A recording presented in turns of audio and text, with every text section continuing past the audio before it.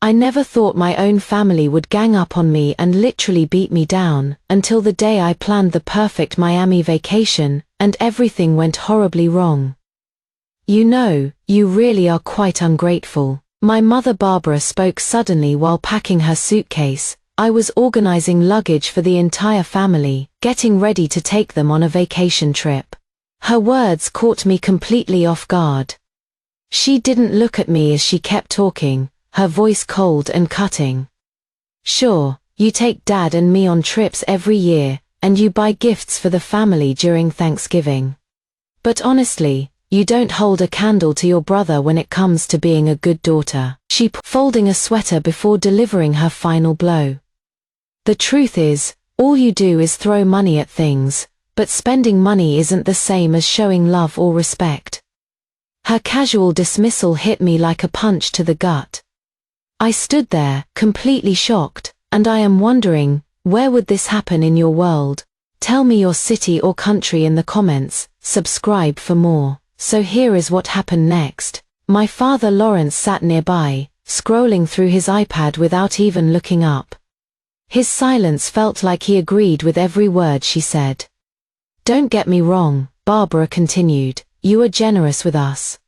Whenever the family needs money, you hand it over right away.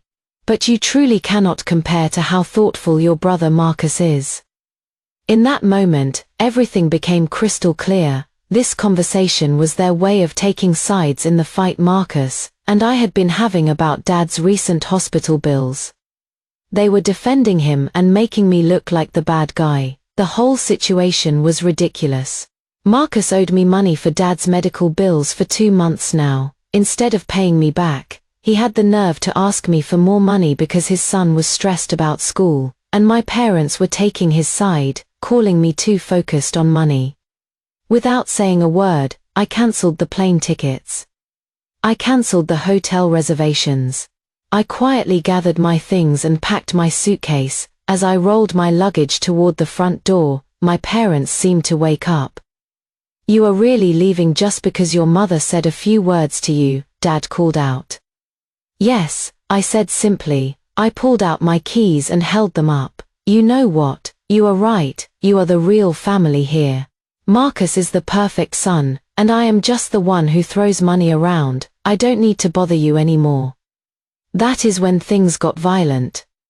What exactly are you upset about now? She demanded. Your brother has his own family to worry about.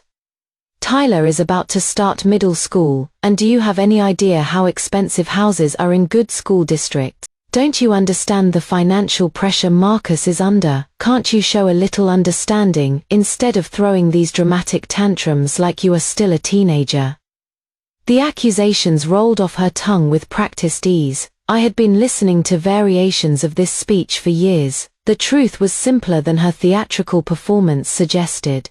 I had recently received an opportunity at work. The company wanted to send me to London to head up a new project development initiative at their headquarters.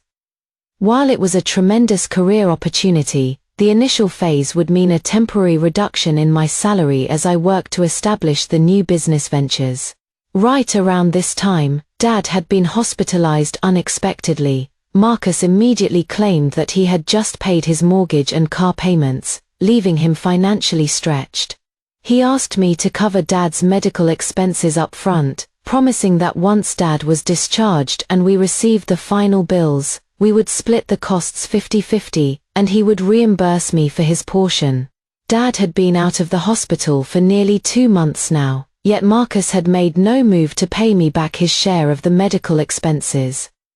2 days earlier, when Mum suggested a family vacation to Miami, I had approached Marcus about settling his portion of Dad's hospital bills. Unfortunately, our parents overheard this conversation, and now I was being painted as the villain for bringing up money matters. What is going on here? Victoria's voice cut through the tension as she appeared in the doorway with Tyler beside her. Instantly, Dad, Mom, and Marcus transformed, their faces lighting up with genuine warmth as they rushed to greet her. Victoria, sweetheart, you should have called Marcus to come pick you up, Mom fussed, reaching for Tyler's hand. It is so hot outside, and here you are carrying all these shopping bags with little Tyler. That must have been exhausting." Marcus hurried forward to take the shopping bags from Victoria's hands while Mum guided Tyler into the living room.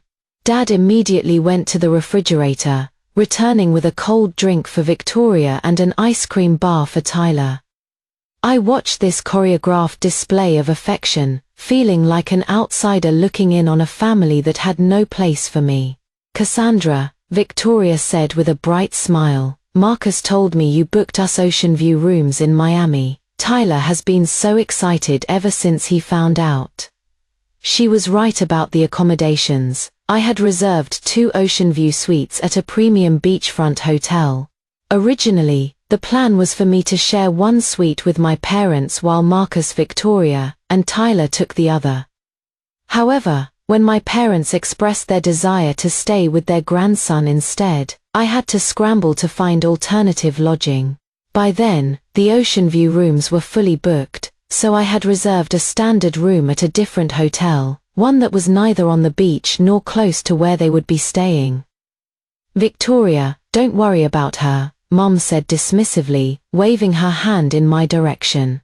I said a few words to her, and now she is being dramatic, threatening to run away from home again. She doesn't want to join us on the trip, so we'll just go without her.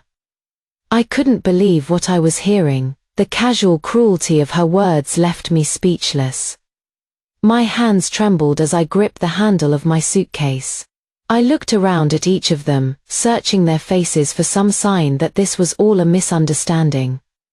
"Are you really planning to leave me behind and go on vacation without me?"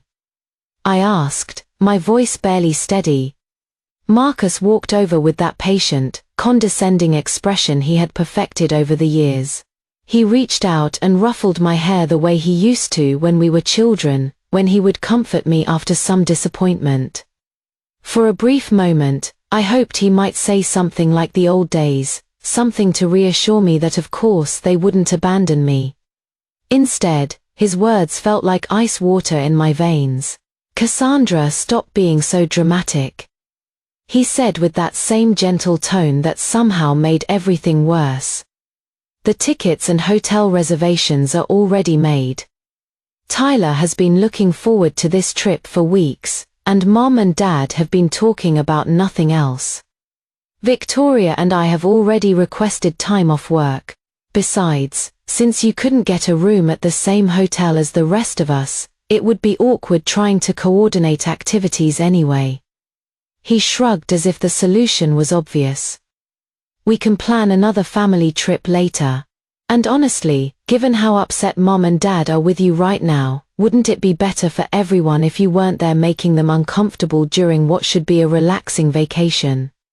His voice remained calm and reasonable throughout this devastating dismissal, which somehow made it even more painful. I had heard enough. I forced my lips into what I hoped resembled a smile.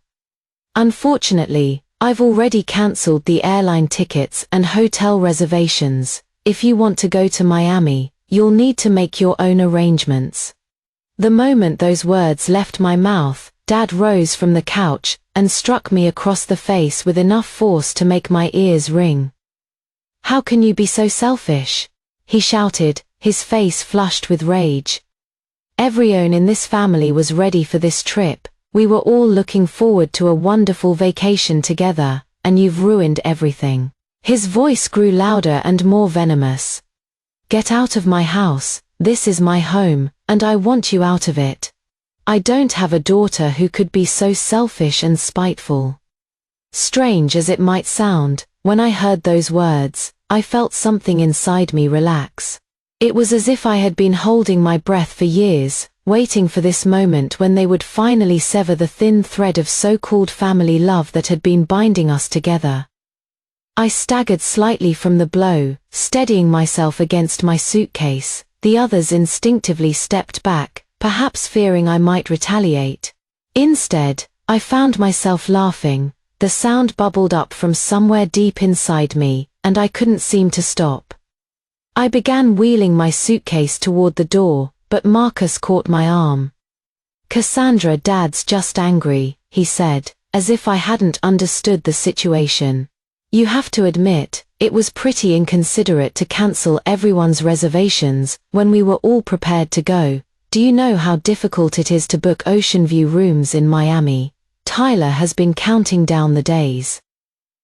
He looked at me with what he probably thought was brotherly concern. You completely disrupted everyone's plans. Look, I know I should have paid you back for Dad's hospital bills already. Things have just been crazy with Tyler starting middle school. Victoria and I have been running around dealing with enrollment paperwork, school supplies, and all the expenses that come with a new school year. I haven't forgotten about the money I owe you.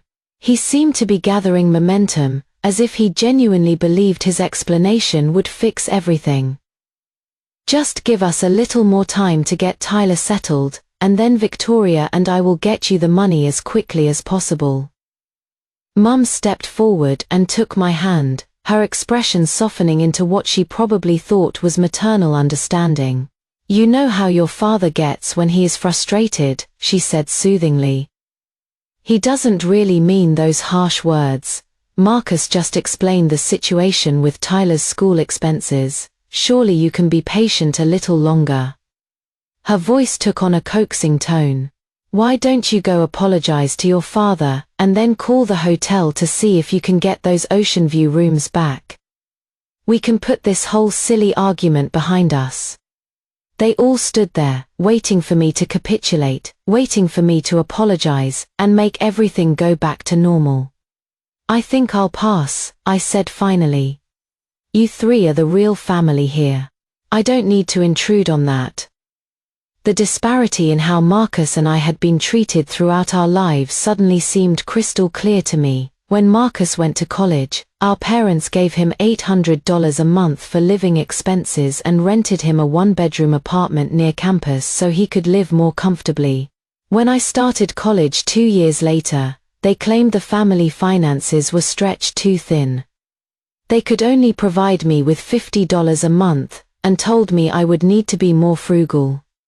I understood that times were tough, so I found part-time work to supplement my income. By my junior year, they had stopped paying my tuition entirely. There were weeks when my part-time jobs didn't provide enough income, and I survived on bread and coffee. After Marcus graduated, he spent 2 years living at home, unable to find suitable employment. During this period, our parents spent considerable money networking and pulling strings to secure him a decent position. When Marcus began dating Victoria seriously and they started planning their wedding, I discovered the truth about our family's financial situation. While I had been working multiple jobs and surviving on bread and coffee to pay for my education, our parents hadn't been broke at all. They had been funneling their money toward the down payment for Marcus's first house. After Marcus and Victoria married and had Tyler, Mum and Dad constantly bragged to friends and neighbors about how the Thompson family line would continue through their grandson. They would go on and on about what wonderful, devoted children Marcus and Victoria were. When people asked about me, they would dismiss my achievements with comments like, "What is the point of a girl getting so much education? She'll just end up married and living in someone else's house anyway." I threw myself into my career with single-minded determination, earning a reputation as a workaholic. Whenever the family needed financial help, I quietly provided it without question or complaint. Until this incident with Dad's hospital bills, I had never asked to be reimbursed for anything. Yet, despite all of this, I had gained nothing, no recognition, no appreciation, no sense of belonging. After all, I was just the daughter who would eventually belong to some other family. I reached into my pocket and pulled out my house key, holding it out to Marcus. "The company is sending me to London," I told him. "I might not be back for several years." I tried to keep my voice steady and practical. Dad is still recovering from his hospitalization, and Mum's health isn't getting any better. You'll need to make sure Dad keeps his follow-up appointments and that Mum gets her regular check-ups. I gestured toward the entryway. The key box by the front door contains all the account information for the household utilities. You'll need to take care of transferring those accounts.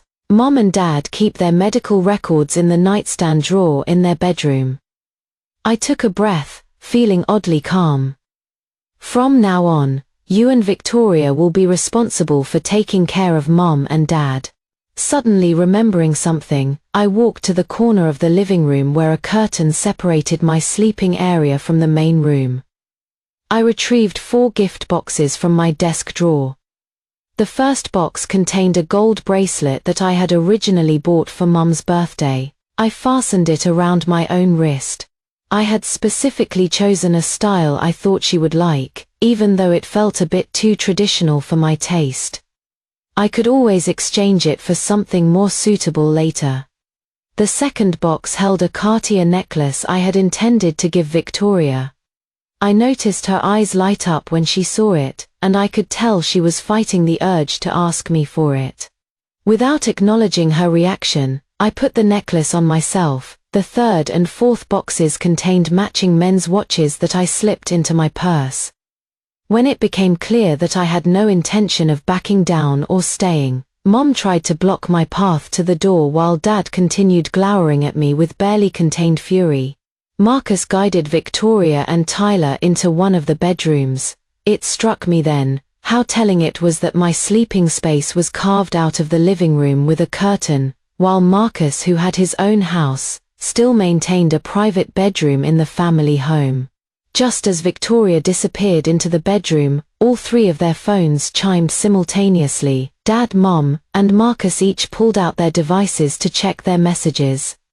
I already knew what was happening. My parents and Marcus had a group chat that they used for family coordination.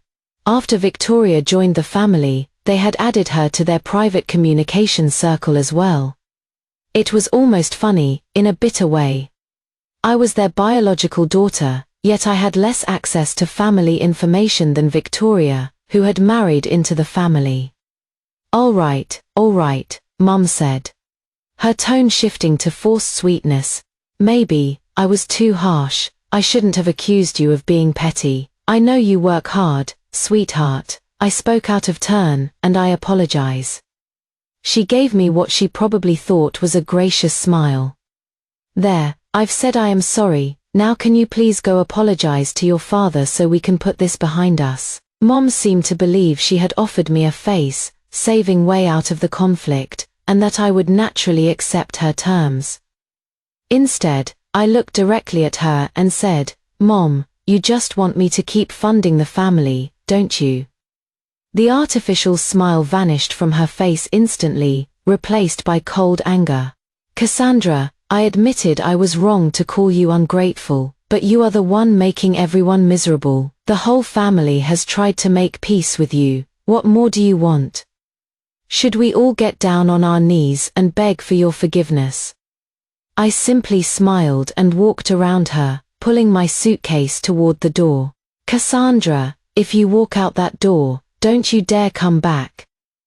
Dad's voice boomed behind me. They had no idea that I was already planning never to return. I was done seeking the family love that had always been just out of reach. Marcus caught up with me just as I reached the threshold. Cassandra, please stop this nonsense, he said urgently. Fine, I'll pay for the entire Miami trip myself. I'll have Victoria book new flights and hotel rooms right now. We can leave tomorrow as planned, and you can have the ocean view suite. Victoria emerged from the bedroom at that moment, already working on her phone. She approached me with the screen extended. Cassandra, hurry up and enter your identification information, she said briskly. I am booking the flights right now. I looked at Marcus with amusement. What about next month's mortgage and car payments? Are you going to ask Mum and Dad to call me for another bailout? Marcus's expression darkened for years. He had regularly approached our parents claiming he couldn't make his mortgage or car payments. And they would call me asking for money to help him out. I wasn't naive about what was happening. I knew Mum and Dad were funneling money to Marcus. I had simply convinced myself that we were all family, and that during this difficult period when Marcus was under financial pressure, I should shoulder more of the burden. I believed they would eventually appreciate my sacrifices. I didn't take Victoria's phone. At that moment, Tyler burst out of the bedroom and ran toward me, kicking and hitting me while shouting, "Bad Aunt Cassie, bad Aunt Cassie, Grandma says your money should be spent on me. You can't spend Mommy's money. I'll beat you up, I'll beat you up." As Tyler's small fists and feet connected with my legs, I stepped back instinctively. He lost his balance and fell to the floor, immediately bursting into tears. Marcus's hand cracked across my face before I could react. "Tyler's just a child," he said angrily. "Why are you taking things out on a little kid?" His voice dripped with disgust. "You are a grown woman still living with your parents, expecting them to take care of you. Don't you have any shame?" Before I could respond, I felt someone grab my hair and yank my head back violently. It was Mom. Seeing her precious grandson on the floor had sent her into a rage. She slapped me several times across the face while maintaining her grip on my hair. Dad picked up a broom and started toward me with obvious intent. I managed to break free from Mom's grasp and quickly stepped onto the balcony, barricading the sliding door behind me. With shaking hands, I pulled out my phone. "Hello, 911. Yes, I've been assaulted. I need police assistance. My address is..." Hearing me call the police, they began pounding on the balcony door, trying to force their way out to continue their attack. I stood on the balcony looking at them through the glass, and spoke loudly enough for them to hear. "If you try to assault me again, I'll start screaming and let everyone in the apartment complex see what you've done to me." Mom and Dad were always concerned about their reputation in the neighborhood. The threat of public embarrassment stopped their attempts to break down the door. The police arrived quickly and immediately recognized the situation as a domestic dispute. The older officer's first response was frustratingly predictable. "You are all family here. Surely there is no need for things to get this violent over some disagreement." Mom sat in a chair, holding Tyler and glaring at me with undisguised hatred. "Arrest her," she told the officers. "She attacked us." The older officer looked back and forth between them and me, taking in my disheveled appearance and obvious injuries. I insisted on pressing charges. When the officer tried to convince me to reconsider, he then attempted to persuade my family to be reasonable. Instead, Mom launched into a tirade about how ungrateful and disobedient I was, claiming I had pushed little Tyler. The officer glanced at Tyler, noting that his clothes weren't even dirty, then looked at Marcus with barely concealed exasperation. Marcus continued his verbal attack on me until Dad grabbed his arm to silence him. "If no one wants to resolve this peacefully, then you'll all need to come to the station with us," the younger officer announced.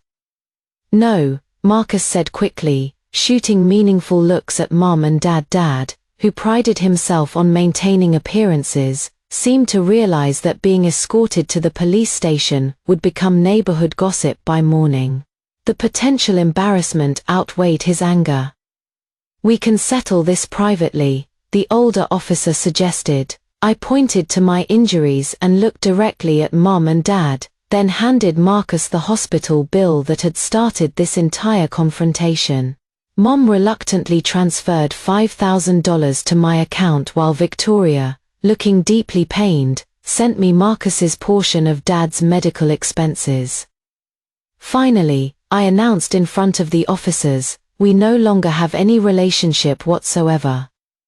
Making this declaration in front of the police was like slapping my parents publicly. Their faces flushed with humiliation. "Fine, fine, fine," Dad sputtered, his voice shaking with rage. "Cassandra, you really think you are something special now, don't you? You really think you've grown beyond needing this family?" His voice grew louder and more venomous. "From this moment on, you have no connection to this family. Tomorrow, I am going to publish a formal statement disowning you." He pointed toward the door. I'd like to see what kind of life you can build without this family behind you." As he spoke, he instructed Marcus to throw my luggage out of the house, then pointed at the front door, and told me to get out and never think about coming back. I followed the police officers out of the house as the door slammed shut behind me with a resounding bang. The officers asked if I wanted to go to the hospital, but I declined.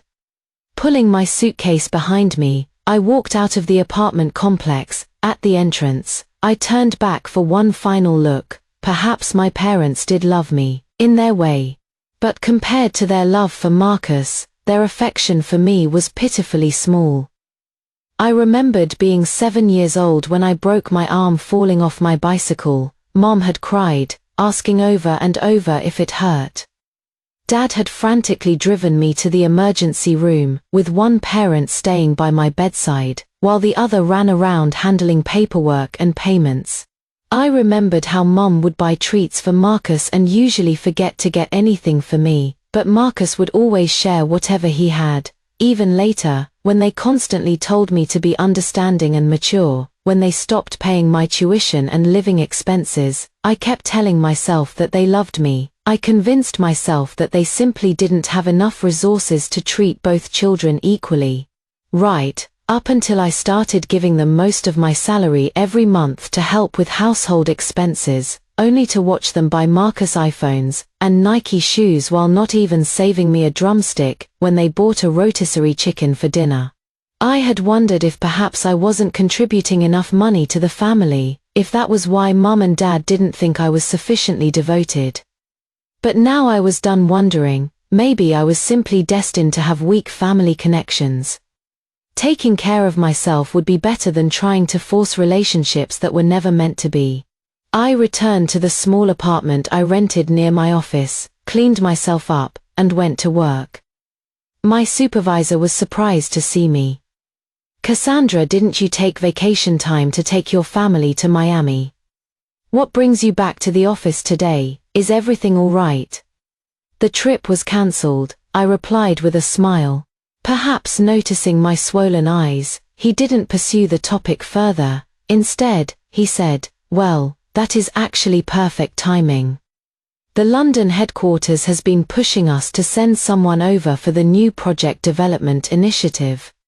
I told them you were on vacation and would have to wait until you returned." "Thank you, Mr. Richardson. I can leave the day after tomorrow." "Excellent, I'll have HR book your flight." "That would be great. Why don't you take tomorrow off to pack and handle any personal matters at home? You can rest up before the big move." "Thank you, Mr. Richardson. I did want to rest and tie up loose ends, including speaking with my landlord." Although I had already arranged with my landlord to terminate my lease at the end of the month due to my work relocation, I wanted to give him advance notice of the change in plans.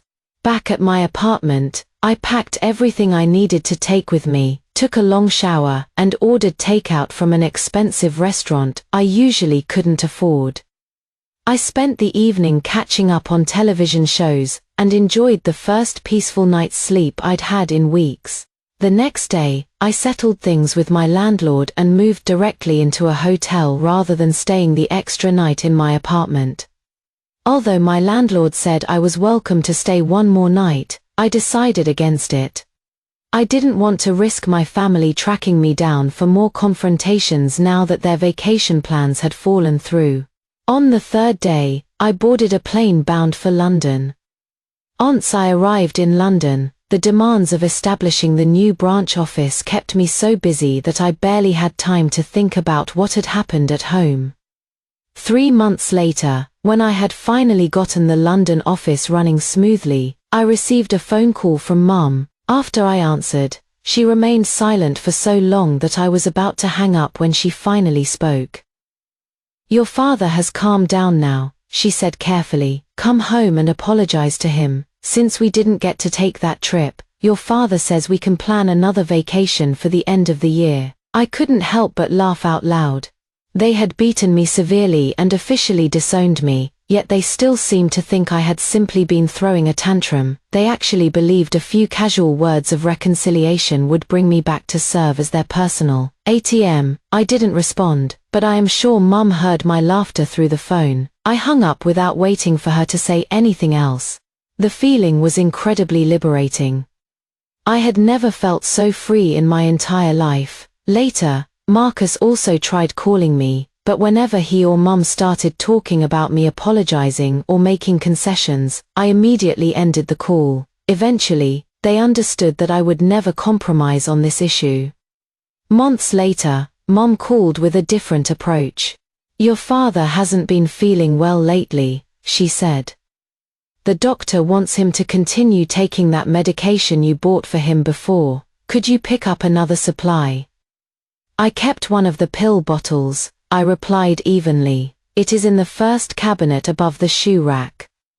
I already sent the ordering information to Marcus a long time ago. He can handle the purchase. For the first time in years, I wasn't anticipating their needs or taking care of every detail in advance. When they realized I was no longer managing their lives, they discovered we had very little to talk about beyond awkward silences. They were waiting for me to give in, but I had no intention of returning to the fantasy of family unity they had constructed around their needs.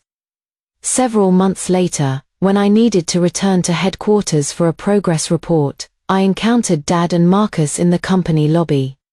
"What are you doing here?" Dad asked coldly when he saw me. Marcus pulled Dad aside, probably trying to keep him from making a scene in public. "I came here asking about you before," Dad continued in a lowered voice. "They told me you don't work here anymore. You are not here waiting to ambush us, are you?" His tone was suspicious and dismissive. "I am here to give a presentation," I explained. "What kind of presentation could you possibly give? Are you here begging your old supervisor for your job back? But if they already fired you, pleading won't help. Maybe I should ask if they need a janitor." I looked down at my professional business suit, completely baffled by their assumption that I was job hunting as a cleaning person. "Miss Thompson, Mr. Richardson, is waiting for you in his office," the receptionist said, approaching me with a friendly smile. Marcus, thinking she was addressing him, quickly grabbed Dad's arm and smiled at the receptionist. "Thank you, we'll head up right away." He shot me a warning look before turning away. I thanked the receptionist and took a different elevator to avoid sharing the ride with them. When I reached Mr. Richardson's floor, I found Marcus introducing Dad to my supervisor. "Mr. Richardson, this is my father. You mentioned admiring his calligraphy work, so he created this piece, especially for you. Please accept it as a token of his respect." Marcus held out an elegant gift box, but Mr. Richardson politely declined to accept it. Just then, I approached Mr. Richardson's office door. He was about to greet me when Marcus interrupted. "Can't you see we're having an important conversation with Mr. Richardson? You are just here looking for a janitor position. Don't worry, I'll mention it to him later, just wait outside." I rolled my eyes and ignored him, walking directly to Mr. Richardson. "Mr. Richardson," I said professionally. "Miss Thompson, welcome back," he replied warmly. "You are still my supervisor, Mr. Richardson, no need for such formality. Cassandra, I knew I was right about you. Everyone here has been impressed with your work at the London branch. We're all looking forward to your presentation today." Hearing Mr. Richardson discuss my achievements in London and my role in giving a major presentation, Dad and Marcus looked as if someone had thrown paint across their faces. It took them several moments to process what they were hearing, and they stared at me in disbelief. Ignored them and followed Mr. Richardson to the conference room, while his secretary escorted Dad and Marcus out of the building. The presentation went extremely well. Mr. Richardson's evaluation of my performance reached new heights, and the board members were full of praise for my work. I agreed to attend the celebratory dinner that evening and decided to return to my hotel first. Surprisingly, when I reached the lobby, Dad and Marcus were still there waiting. "Cassandra, why didn't you tell the family you were working in London?" Dad asked, his tone noticeably different from before. "We thought," Marcus began, then trailed off. I laughed coldly. "You thought I had been fired and was desperately job hunting, reduced to begging my former company for work as a janitor." I looked at both of them steadily. "I told everyone at home about my work assignment. I mentioned it when I was planning the Miami trip. You heard the words Miami vacation, but never bothered to listen when I talked about my career opportunities. Actually, the company's plans to send me overseas had been discussed at home multiple times. Initially, they wanted to transfer me to the Chicago office, but I had declined because I thought Mom and Dad needed me nearby due to their health issues, and Marcus was under financial stress. When the London opportunity came up, I had also been hesitant, but it was such an exceptional career move that I decided to accept.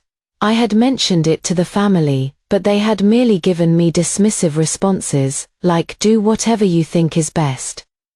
I should mention that Mom frequently said things like, "Girls can be as accomplished and educated as they want, but in the end they all get married and belong to someone else's family.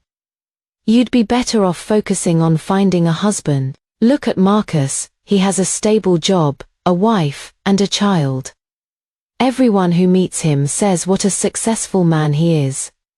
After hearing variations of this speech repeatedly, I had stopped bringing up my career entirely. Dad seemed to be remembering our previous conversations, and his expression grew complicated, tinged with what might have been regret. "Since you are back in town, why don't you come stay at the house? You can have Marcus's old room. I'll ask your mother to change the bedding for you." "Yes," Marcus chimed in, "you should take my old room. Victoria and I can stay at our own place." Their words sounded like charity, and I felt nothing but the urge to laugh bitterly. Why would I go back there, and why would I want to stay in Marcus's room? Dad looked genuinely confused, as if he couldn't understand why I wouldn't be grateful for this generous offer. Hadn't I always wanted my own private room in the family house? Ignored them and walked away, not caring what they called after me. That evening, after the celebration dinner, Mom called me. It was the same old rhetoric. "You are a girl, and eventually you'll get married and join another family. Your relatives will always be your foundation and support, so contributing money to your family is simply your responsibility.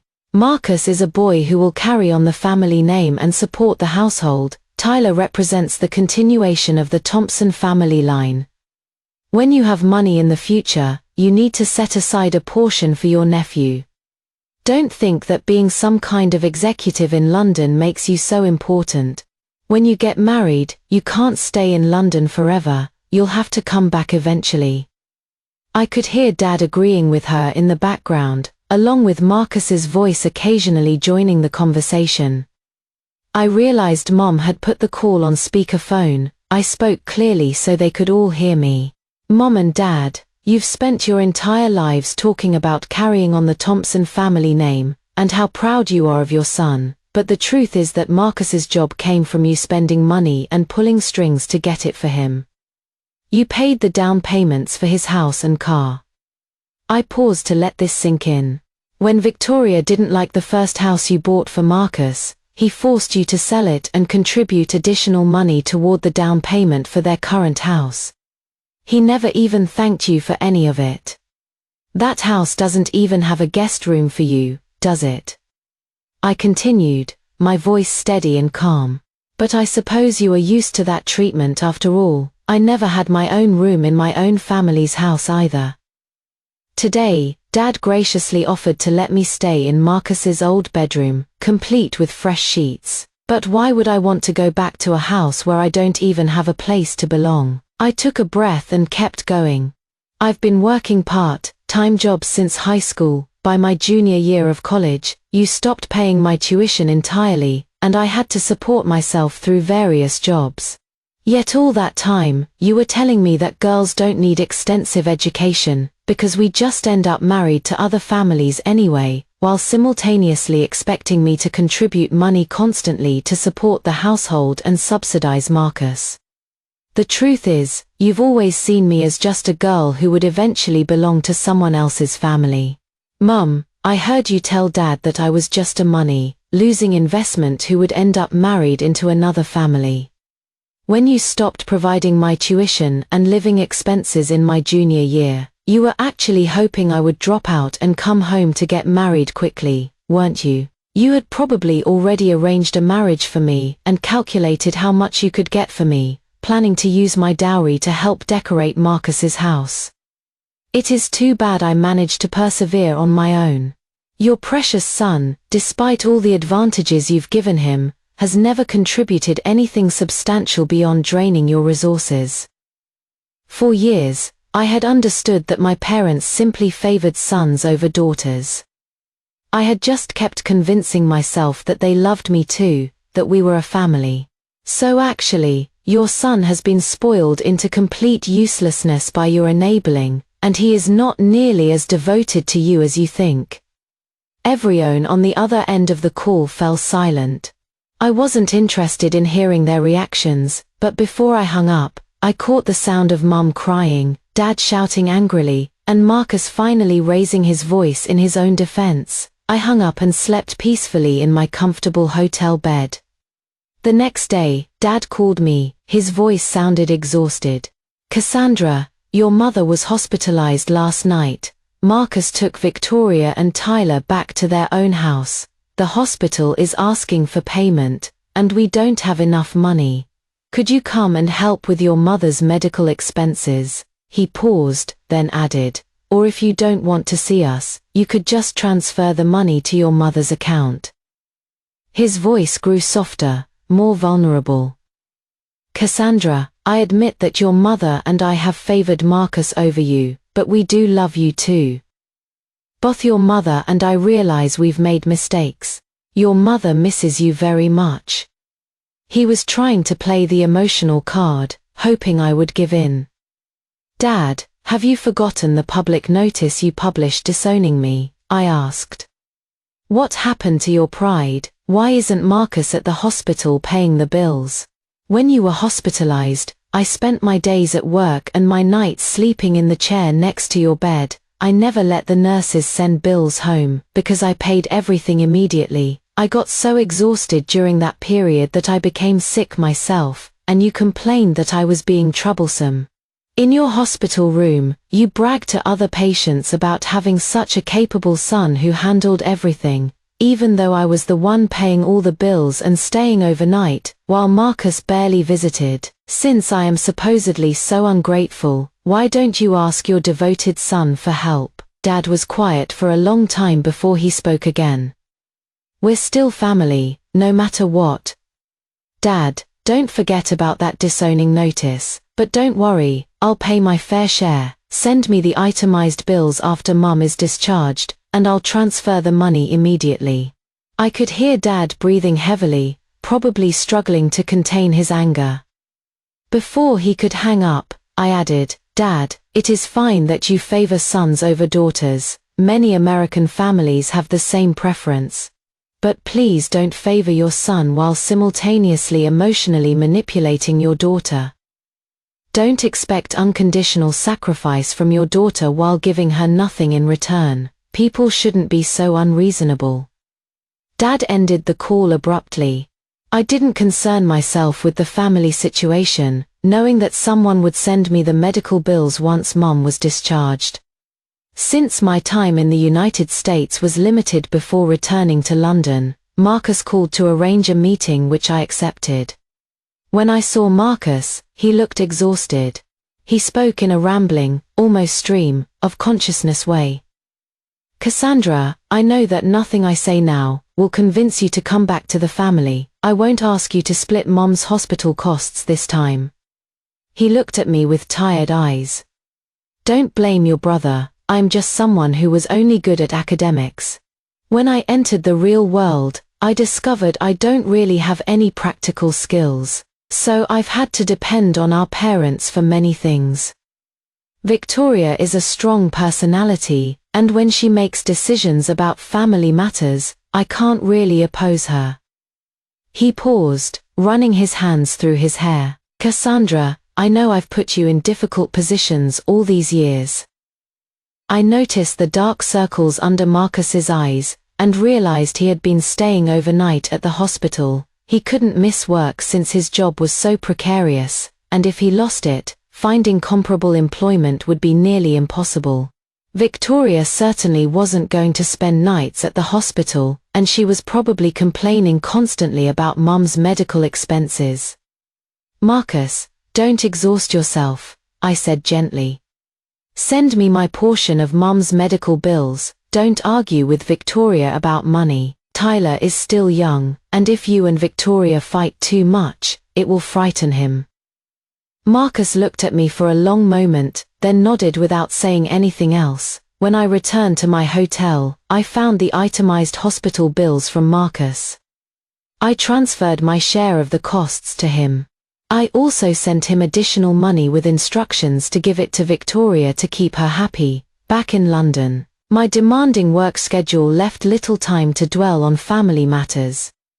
Occasionally, I would receive calls from Mum and Dad, but mostly we would sit in uncomfortable silence on the phone. I knew they wanted to rebuild our relationship, but for me, it no longer seemed meaningful. Life in London was fulfilling and productive. Meanwhile, Marcus eventually divorced Victoria. Without me as a financial safety net, his stress levels became unmanageable. Victoria grew tired of dealing with parents who had no retirement savings and constantly needed money, not to mention their habit of interfering in her marriage. After a major argument, she took Tyler and moved back to her parents' house. The custody battle lasted a year, with Tyler ultimately awarded to Victoria. Marcus was ordered to pay $2,000 per month in child support. My own life continued to improve steadily. As for family relationships, I decided I could live without them, focusing on my own well-being turned out to be the best choice I ever made. 5 years passed quickly. I had become vice president of the London office, managing nearly 200 employees and gaining recognition throughout the industry. During this period, Mom called to tell me she had been diagnosed with diabetes and needed regular medical monitoring. Dad's blood pressure was also becoming increasingly problematic, and both of their health was deteriorating steadily. I felt no emotional response to this news. I had expected this outcome. I knew that Mum and Dad had been sacrificing their own health, while constantly worrying about Marcus, and their current condition was the inevitable result. Mom wanted me to come home, but that was impossible. Why would I return to the place where I had been beaten and disowned? Later, Dad took the phone. His voice had aged considerably. "Cassandra, I am sorry, your mother and I have failed you completely. The person I've wronged most in my entire life is you, my daughter.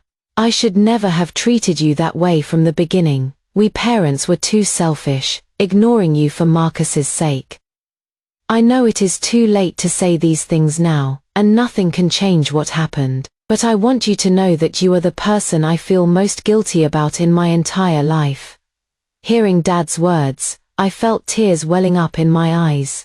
But I still responded coldly. "Dad, your words are painful to hear. If you had thought about me even once during these past 5 years, you would understand why you waited until now to tell me these things. You should have realized long ago that the relationship between us can never return to what it was." I didn't hang up immediately. I sensed Dad might have more to say. The silence stretched on for so long that I thought he might be about to end the call. "Cassandra, if it is possible, could you occasionally call your mother and me?" His voice was barely a whisper. "We don't expect you to come home, and we don't expect you to forgive us. We just want to hear your voice sometimes during whatever time we have left. Your mother and I are getting old, we don't know how much longer we'll be around." I didn't promise anything, but I also didn't refuse. I told him I was very busy at work, but that when I found time I would call them. After hanging up, I sat by the floor-to-ceiling windows in my office, looking out at the London skyline and thinking for a long time. Eventually, I did start calling Mum and Dad regularly, about once a month. Though our conversations were brief, we would talk about the weather or our health, but mostly we sat in comfortable silence. I discovered that even these short calls seemed to bring them considerable joy. Aunt's mum mentioned that when she was feeling particularly low, Dad would sometimes play recordings of our phone conversations. The two elderly people would sit together, listening repeatedly to the sound of my calm, distant voice. I didn't comment on this, but I found I was no longer as angry as I had been before. When you reach a certain age, you understand that some things, once they're gone, can never be recovered. Rather than remaining trapped in past pain, it is better to appreciate what you still have in the present. So I stopped obsessing over why my parents had favored Marcus, or why they had treated me so poorly. I simply offered them what care I could manage within reasonable boundaries. Marcus's life after his divorce had spiraled into complete failure. Without Victoria's strength and support, without her family's connections and resources, he discovered that his professional prospects were quite limited. The job that had seemed secure gradually disappeared, and 2 years later, he was laid off. Since then, he had been working various temporary positions with inconsistent income, and his living situation became increasingly difficult. Mom and Dad began another round of exhausting efforts to help Marcus through his crisis, but this time, I didn't participate. I knew my non-involvement might disappoint them, but I also knew that some lessons can only be learned through direct experience. They needed to understand what their choices had truly cost them. Aunt's dad called and carefully suggested that the family's finances were tight, asking if I might be able to help. I declined. I told Dad that while my life was comfortable, I had earned everything myself, and didn't owe anyone anything. If Marcus needed assistance, it should come from Mom, Dad, and Marcus himself working together to find solutions, not from me paying the bills. Dad remained silent for a long time before finally saying, "I understand, this is my fault." I never received another request like that. The relationship between my parents and me remained like a river we could never cross. We could see each other and occasionally interact, but we could never return to intimacy. Another 5 years passed. I had become executive director of a major multinational corporation, with an annual income in the 7 figures. Professionally, I had reached heights that most people never achieve in their entire careers. But, in terms of family relationships, my life remained barren. I had never married or had a serious boyfriend. When friends asked why I didn't find someone to marry, I would tell them that perhaps I simply wasn't meant for marriage. Some people are destined to walk through life alone. This seemed preferable to risking more emotional pain. During my 10 years in London, I had witnessed too much human ugliness and hypocrisy. I had learned long ago that the only person you can completely trust is yourself. So I poured all my energy into work, and found fulfillment in my independent life. Until one day, I received a call from the hospital. Dad had suffered a massive heart attack. Because medical attention came too late, the doctors were unable to save him. I was in London handling a critical project when he died. Mom called me in tears, saying that even at the end, Dad had been repeating my name. When I heard those words, I found that my tears flowed uncontrollably. I took a week of leave and flew back to the United States. At Dad's funeral, I saw all the familiar faces, including Marcus's exhausted and guilt-ridden expression. Marcus approached me as if he wanted to say something, but in the end, he simply held me tightly. We both cried together. After the funeral, Mom told me that Dad had been regretting his treatment of me all these years. She said Dad had once told her that if he could do everything over again he would have treated me properly. He said that by neglecting me for Marcus's sake, he had prevented Marcus from developing into a capable adult and instead created a dependent person. He said his greatest regret in life was not treating his daughter well when he still had the opportunity. After hearing all this, I suddenly felt that my years of stubborn resistance had been somewhat meaningless. I had spent so much time proving that I didn't need family, proving that I could succeed on my own. But when Dad was truly gone, I realized that perhaps all my determination had simply been a way of fighting with myself. At the funeral, I told Mum that I would stay to take care of her. Although our relationship might never return to what it once was, we were both still alive, and we still had the opportunity to change some things. Mum held me and cried for a long time. In the end, I didn't move back to the family house. I bought a place near Mum and Dad's home, and visited her every week. I began spending quality time with Mom, helping her handle the affairs Dad had left. In this process, I gradually discovered that Mom was much more fragile than I had imagined. She had never been as strong as she appeared. All her strength had been forced upon her by the needs of the family. Mom and I slowly built a new kind of relationship. It wasn't the intimate relationship we had once shared, but it was one where we could accept each other. As for Marcus, his life had become a complete failure. He had no stable employment, no chance of reconciling with Victoria, and Tyler remained distant from him. Sometimes I think this might be the price he deserved to pay, but sometimes I also think Marcus was a victim too. He had been spoiled by our parents from childhood, and burdened with too many expectations. When he couldn't meet those expectations, he collapsed completely, so occasionally I would offer Marcus some assistance, but only within limits. I would never again sacrifice unconditionally for this family as I once had. Life belonged to me first and foremost. It took me 10 years to fully understand this truth. Now, I was determined to spend the rest of my life living well, not to prove anything to anyone, and not to punish anyone. Simply for myself. That is our story for today. We hope you enjoyed this incredible tale. Share your thoughts in the comments below. Subscribe for more captivating stories like this, and don't forget to like and share this video. Thank you for being here with us. See you next time.